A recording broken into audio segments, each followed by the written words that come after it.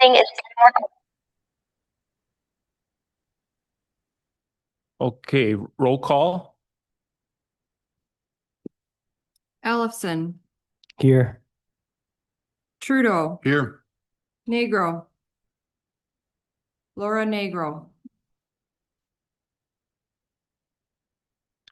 Metzinger excused, Campbell, Here.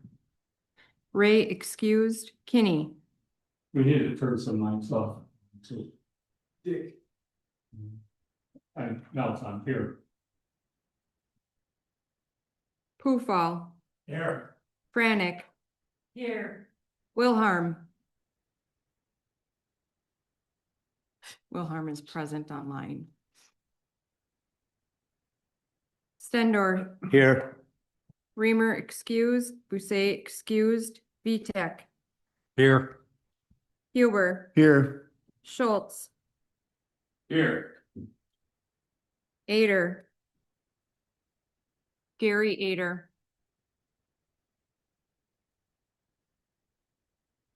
Mindell, Here.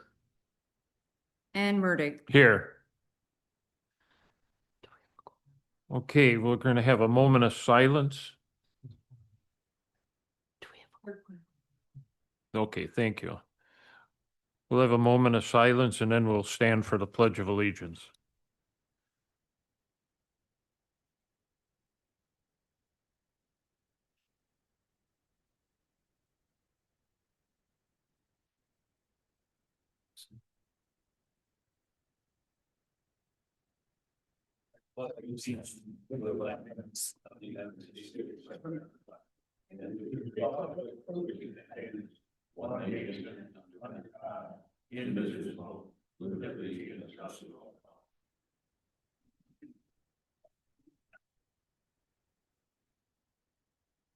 Okay, we need approval of the adoption, and I recognize Mr. Kinney. I'd like to move for adoption with one change, and that would be to move item 5M up after 5A so our department head can go to something else. I'll second. Okay, motion's been made and seconded to move item 5M to right after 5A. Any other changes? All those in favor of doing that, say aye. Aye. Aye. Motion carried. Okay.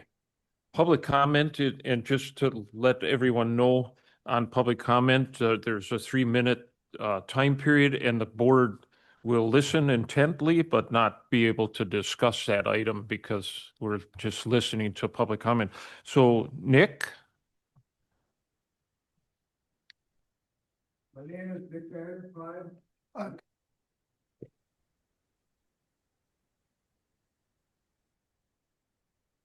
This one. Right here.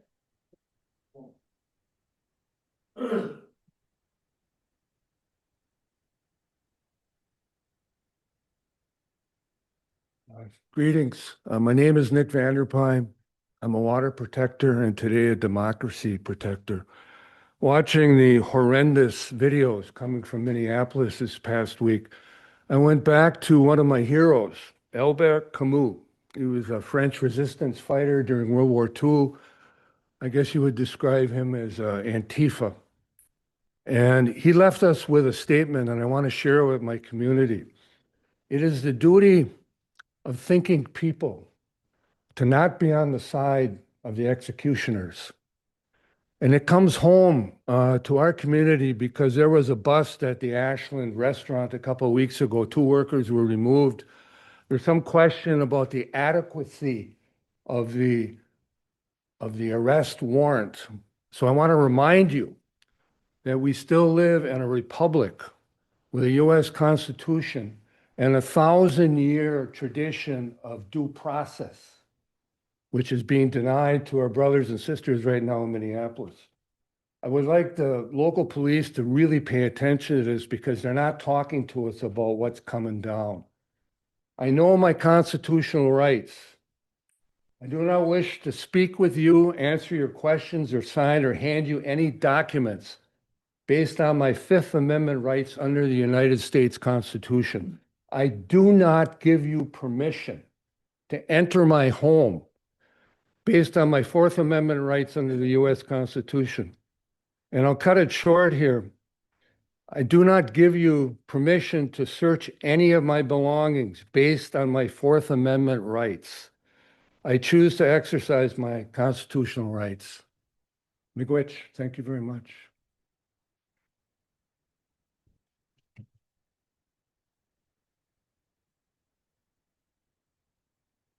Thank you, but I will just mention this, and it's not being negative, but public comment is supposed to be speaking to something on the agenda. And while I appreciate those words, we'll have to watch that because the forms everyone's signing I wish to speak to the board on the following agenda item, so we'll have to be careful.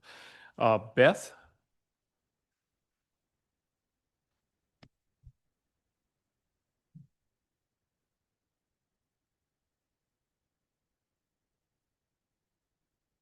Greetings. My name is Beth Garrett. I live in Ashland. I'm here to talk about the agenda item H about UW Extension. I just want to say whatever we can do. I know this is just an administrative thing, but whatever we can do to support UW Extension and the wonderful educational work that they do in our county, I'm fully in favor of. And I wanted to give an aside that there's a really treacherous stretch of road on Lindigan Road as you go around a curve and you just about hit the stop sign for Ellis, and it's just a sheer ice slick. So if people could drop some sand there, that'd be really appreciated.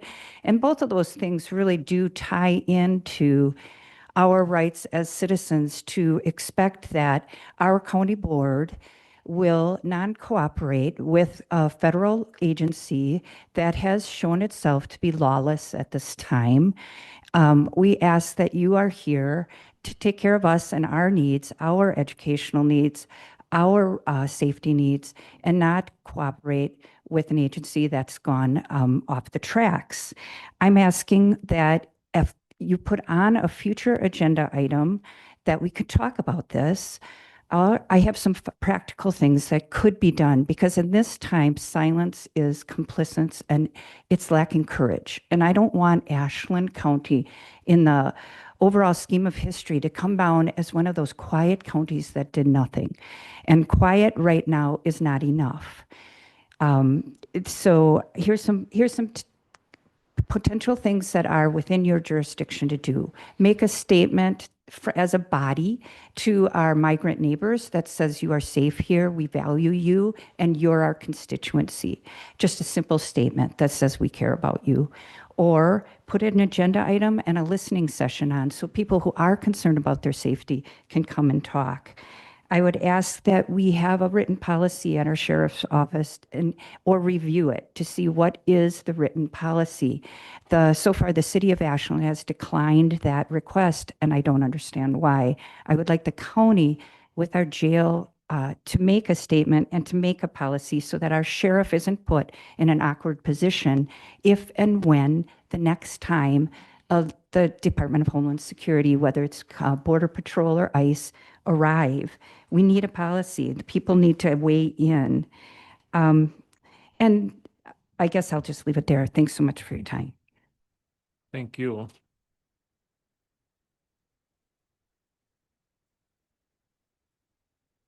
Bailey?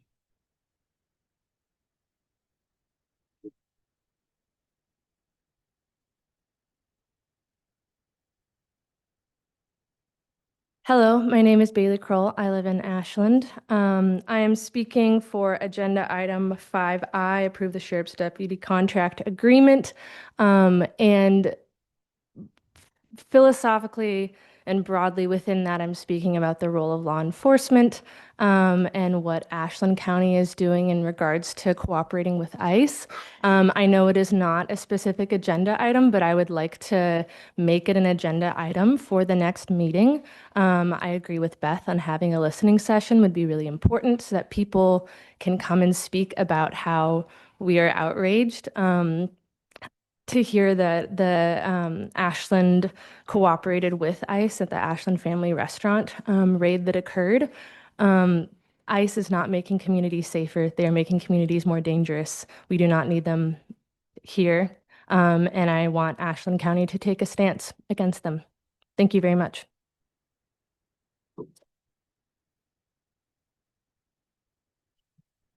Thank you. Okay, we have item 4, presentation from Rob.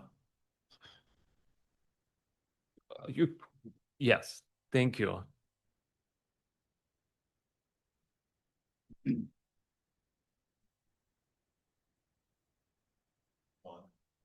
Yep. All right, my name is Rob Prater. I'm the superintendent with School District of Ashland. Thank you for allowing us a few minutes today. This is part of an effort for us to reach out to you, that reach out to constituents from the school district, to reach as many of our taxpayers in the county as possible. As we all know, in April of 2025, the citizens of our school district pass a referendum which allows the school district up to $2 million per year for 5 years to be used to benefit our students.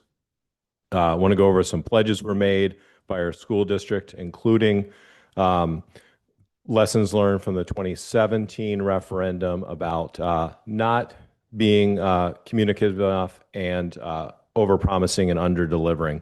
So about 4 basic pledges were made, and I want to go over those. Pledge to not take all $2 million until absolutely necessary. I want to let the community know that the school district accessed $1,043,667 of the up to $2 million in year 1. That was about right where we projected. We calculated that the property taxes on a $200,000 home would increase by $122.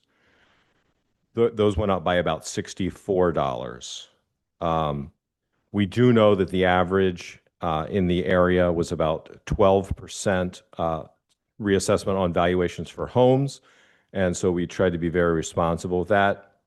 We pledged that the mill rate would go up no more than $6 to $6.24. And it went from $5.58 to $5.90.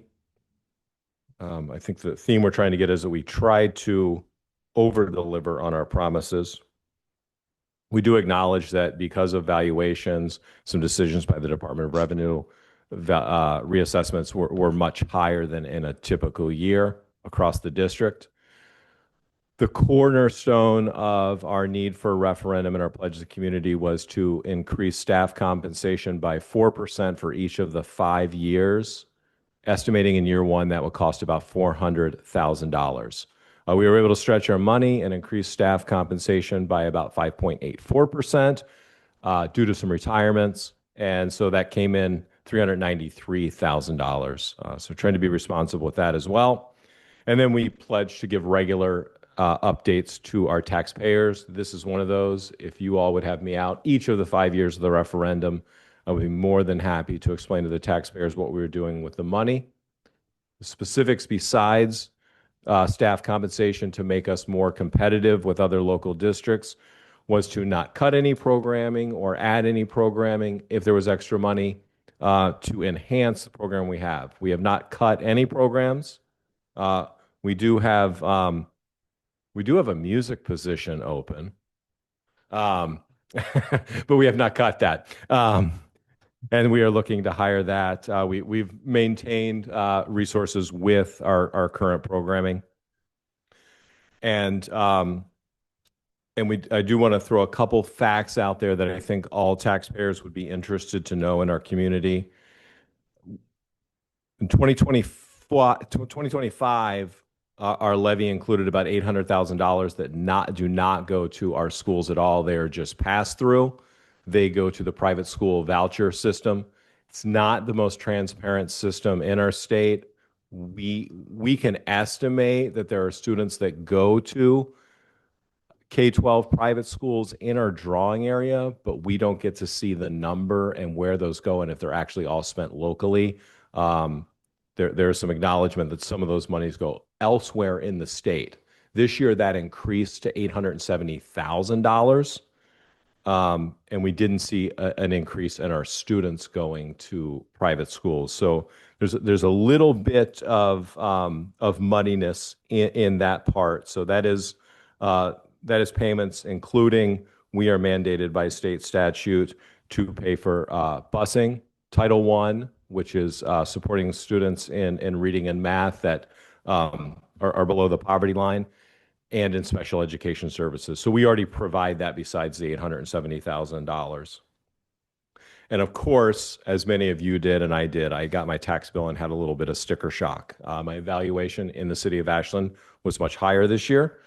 And that 5.7% that we acknowledged the voters that we would increase taxes in our mill rate, 5.58 to 5.9, my increase was much higher than that. The state legislature had granted $325 to all students in state aid across the district, which is critical for Ashland as we are at the lowest threshold that the state allows. That was increased, and it came to about 2.8%, just under inflation. And the state decided to put that all on property taxpayers rather than the state's general tax base. So that 2.8%, we acknowledge and take accountability for the 5.7% that the voters consented to give us.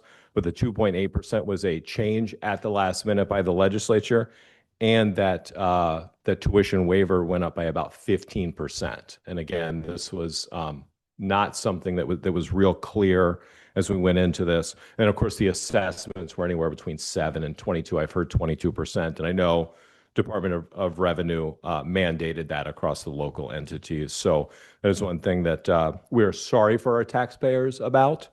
There is hope. There is a $2 billion surplus in our state. And as representatives of our community and your constituents, I hope that people will speak up and say the state does have the ability to lower the property tax bill for every citizen in this state.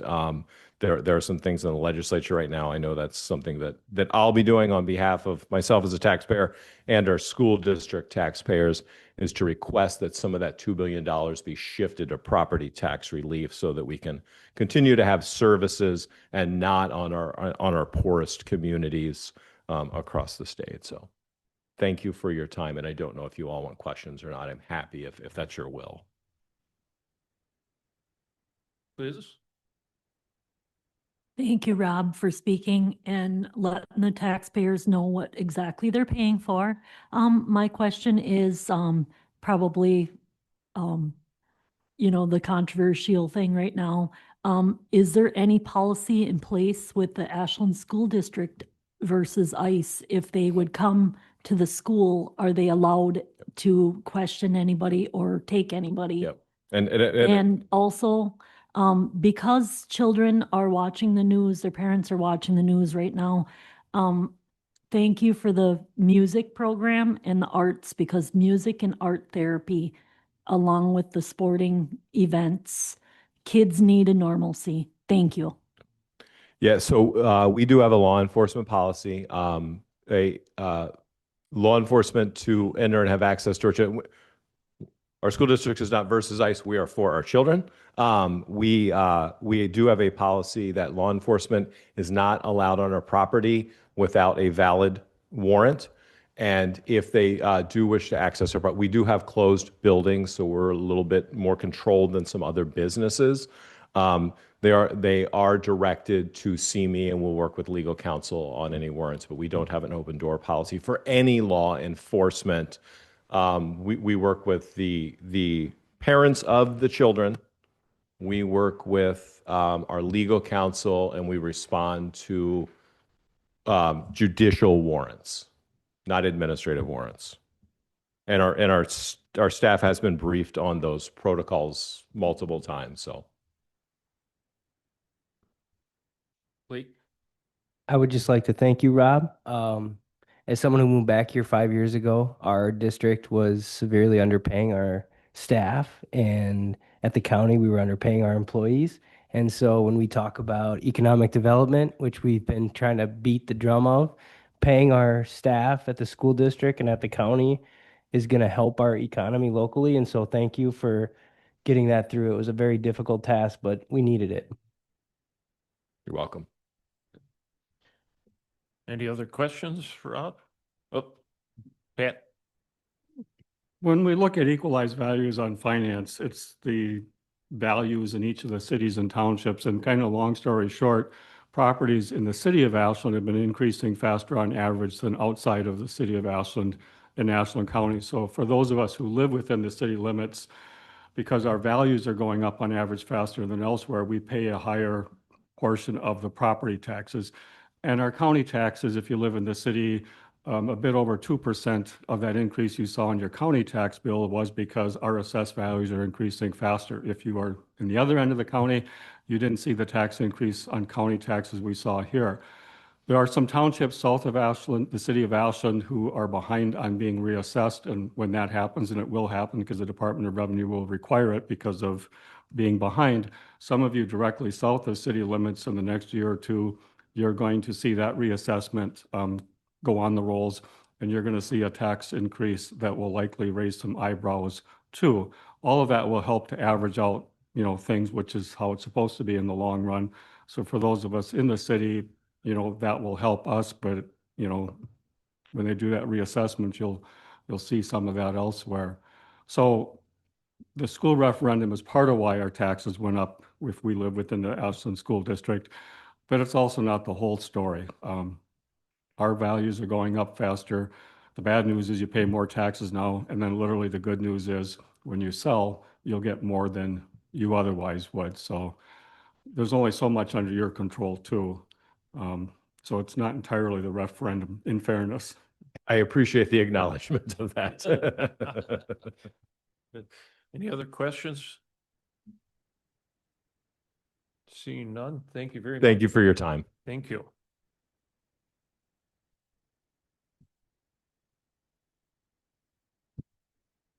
Okay, 5A is approval of the October 28th, 2025 County Board minutes. Is there a motion to approve? Ron will make a motion, we approve. Ron makes a motion to approve. This is Huber, I'll second it. Richard Huber seconds it. Any questions, corrections? Motion's been made and seconded to approve the minutes of October 28th, 2025. All those in favor say aye. Aye. Opposed? Motion carried. Now, according to our motion, we'll go to mineral rights release for Friends of Copper Falls. Mary Jo, do you want to talk about this one? Unless you want me to give an introduction. Yeah. Okay. Last year, there was a 40-acre parcel of private property in the center of Copper Falls State Park that went up for sale. The Friends of Copper Falls State Park nonprofit group proposed a resolution with the Land Conservation Department. So we sponsored that at the county board last year. You guys approved, were in favor of a resolution for the Friends to acquire that 40-acre parcel. They received a grant from the Governor Knowles Nelson Stewardship Fund to pay for that parcel, and they are donating that parcel to Copper Falls State Park to become public land.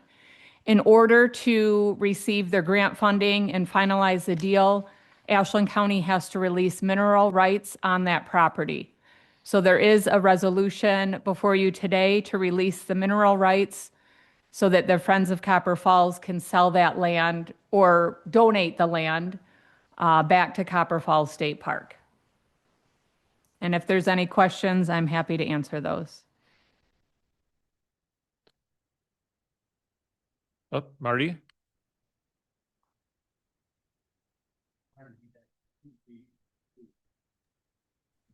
Microphone, please. Motion by Marty Vitek. Is there a second? This is Pat Kinney, I'll second. Pat Kinney seconds it. Questions? See none. All those in favor of approving the resolution say aye. Aye. Aye. Opposed? Motion carried. Thank you very much.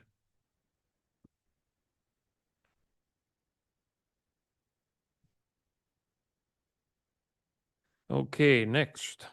Item 5B, Resolution R01-2026-1525, resolution approving the issuance and sale of a $2 million healthcare facilities revenue bond, Series 2026A, Memorial Medical Center project. Mr. Kinney? Motion to approve. Mr. Kinney makes a motion to approve. Is there a second? Ron Stender will second. Ron Sindor seconds it. Any questions? Seeing none, all those in favor of approving the resolution say aye. Aye. Oppose? Motion carried. Item C, ordinance 001-2026-132, ordinance instituting a medical examiner system and abolishing the elective office of coroner. Is there a motion? This is Huber. I'll make a motion. Rich Huber makes a motion.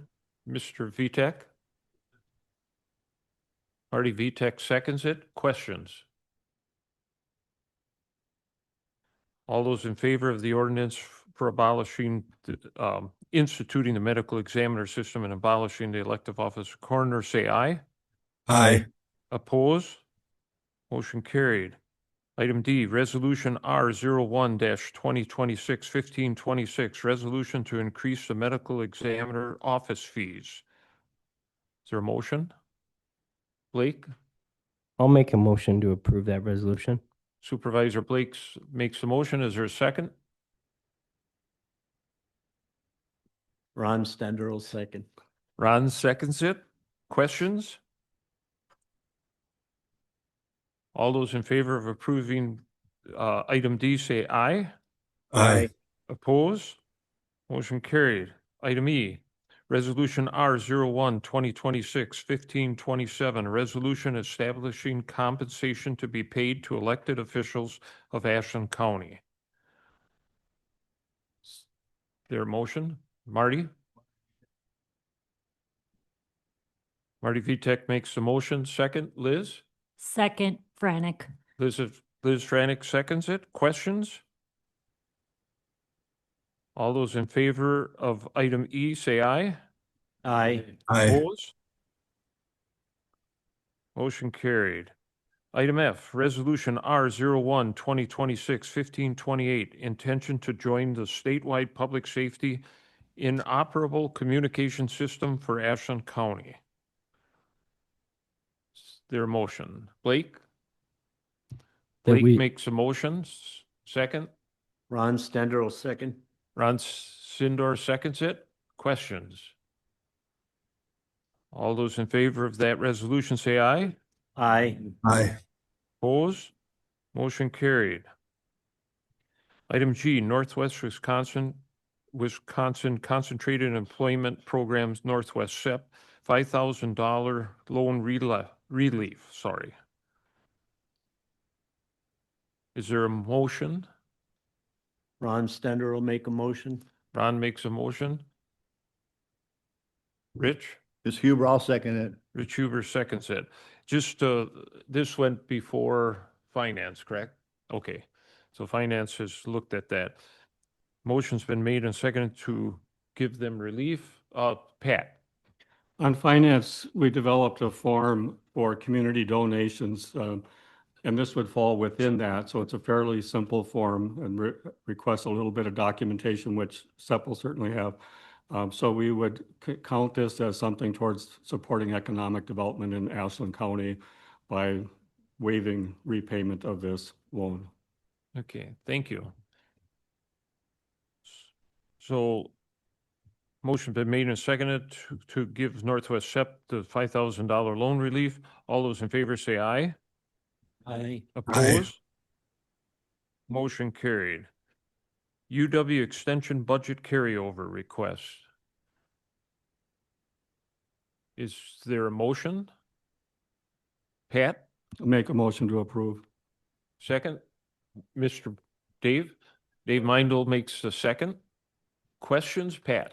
Well, on the main level, Extension lost several staff due to what was passed in Washington over the summer. So their needs for space are less than what it was prior to that. So there's going to be some moving of offices on the main level. And to accommodate that change, extension is going to need some different furniture, bookshelves, et cetera. So what we're doing from a budget perspective is just allowing them to be able to acquire the furniture and equipment they need for the smaller space that they're going to be moving into. Dan? And finance did recommend up to $15,000 to cover expenses for all the departments. It should be noted that we are going to try to get reimbursement from the state as much as we can because it involves child support and a state mandate to move child support. So they should cover at least 2/3 of the cost, we hope. Okay, any other questions? Otherwise, there's a motion and a second for the UW Extension budget carryover request. All those, Can we, Mr. Kinney, can you make the motion to up to $15,000 to be consistent with finance? Yes, we talked about the amount, and on finance, we're quite confident 15,000 is more than enough, but allows them to order what they need, and they're going to try to stay, as modest as they can in their needs. So this motion then would include up to $15,000 for the equipment and needs that they have. okay, any other? Okay, sorry. Heather, do we have a motion and a second now? Okay, thank you. Okay, motion's been made and seconded to approve the carryover request. All those in favor say aye. Aye. Opposed? Motion carried. I approve the sheriff deputy contract agreement, January 26th to December 28th. Is there a motion? Ron Ron? Stender will make a motion. Ron Cinder makes a motion. Is there a second? Marty? There is a motion and a second to approve the sheriff deputy contract agreement. Any questions? All those in favor of approving that, say aye. Aye. Opposed? Motion carried. J, approval of 2026 emergency fire warden organization list. Is there a motion? Rich? Yeah, this Huber, I'll make a motion to accept that. Rich Huber makes a motion. Is there a second? Liz? Frantic motion to approve second. Elizabeth Franix makes a second. Any questions? All those in favor of approving the emergency fire warden list, say aye. Aye. Opposed? Aye. Item K, Resolution R01 2026-1529, resolution supporting the Forestry Revitalization Act. Is there a motion? Marty? Is there a second? Rich? This is Huber, I'll second it. Rich Huber seconds it. Questions? All those in favor of the resolution supporting forestry, say aye. Aye. Opposed? Motion carried. L, approve proposal to replace roof on Health and Human Services building. Is there a motion? This is Pat. I'll make a motion to approve. Pat Kinney makes a motion. Second. Ron Stender will second. Ron Sindor seconds it. Dan, do you, just so everybody is aware? Yeah, so last summer, the HHS building started leaking inside. They had several contractors come over and place bids. They ranged from 50 to 88,000. The 50 was a partial redo with asphalt shingles. This is a complete coverage with metal. Finance committee discussed all the proposals and recommended that we go with metal for its longevity and value. But the roof needs to be replaced no matter what we do. Okay, any other questions?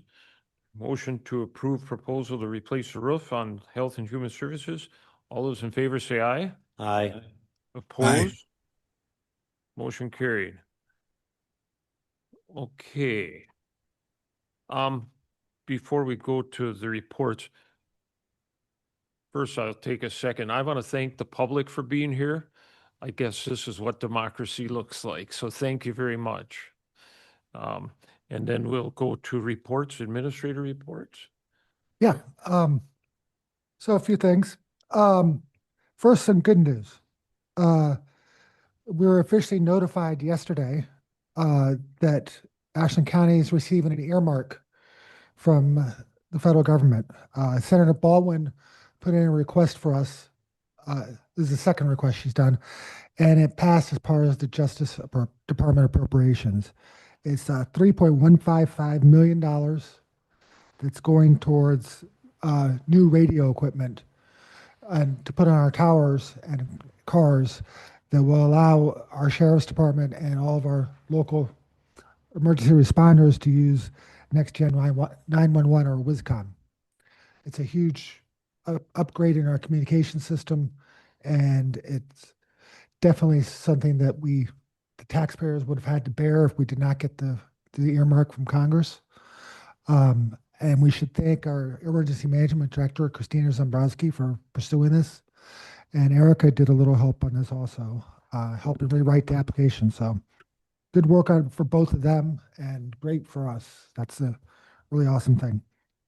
And we'll stay on the federal side for a second. Part of Christina's wages had historically been paid for by a federal grant that is through FEMA. FEMA, as you know, is part of the Department of Homeland Security, and as of right now, it looks like that appropriations is going to stop and will be shut down. So we will not hear on whether or not that money is available till God knows when. We just heard we're going to get our funding from last year in spring. So next year we don't know about. See, some more good news. We just received a $146,000 check from Bad River for law enforcement services. Thanks to a grant that Beth over here insisted that the tribe apply for every year. So that covers 2 years period. It's our understanding that the tribe will be applying for it again. So we could expect another 70-some thousand the following year. So thank you, Beth. See, bad news.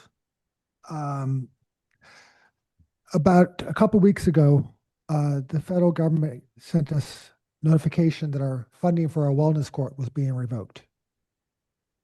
A day later, they said, oh, it's not revoked. A day later, they said, oh, no, it is revoked. In that interim, Judge McKnight and DA Gross decided that the program could no longer continue given the uncertainty of the federal funding. The revocation, reinstatement, revocation. It just wasn't feasible for us to run the program. So all the participants have been resentenced and the program is being closed down, wound down, and the grant being returned to SAMHSA. Our intention is to apply for a TAG grant, which is state money, to reopen the court next year. However, we have to apply for that grant first and receive that grant. But Judge McKnight and DA Gross are both very much behind doing that. So we will be working on that next year. Just unfortunately for the rest of the year, we no longer have a wellness treatment court. And then finally, some really good news. Our new financial supervisor started yesterday. Caroline Tromby, she's right here. On your way out, please go by and say hello to her. Tell her if you have anything you're looking for, let her know. But otherwise, she's going to just be learning for a while. So that's all I got. Any questions of Dan? Liz? Oh, no. Okay. Okay. Okay, supervisor reports. Liz. In light of the wonderful comments made in today's courtroom and our county board meeting and also in the public, we need to have a future agenda topic. It's disheartening when you see not only the news, but hear of people in the community that are afraid on native soil.